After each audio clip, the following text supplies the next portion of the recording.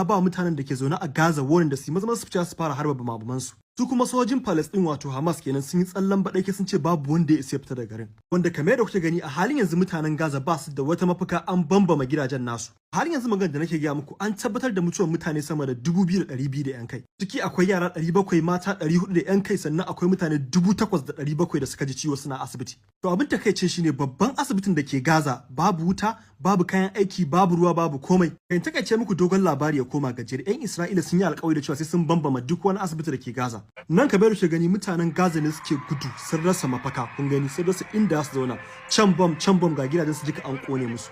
Wannan bidiyon kada ya isa ya saka kuka. Maganar kayan abinci kuwa waɗanda kuke gani motoci ne sama da 10,000 a layi ɗauke da kayan abinci a bodar Egypt zuwa Gaza. Amma sai dai kash yawan motocin nan sojin Isra'ila sun hana su gaba sun hana su baya. Mutanen Gaza su ne abin tausayi a halin yanzu. Sojin Isra'ila sun ba su umarni su fice, sojin Hamas sun ce ba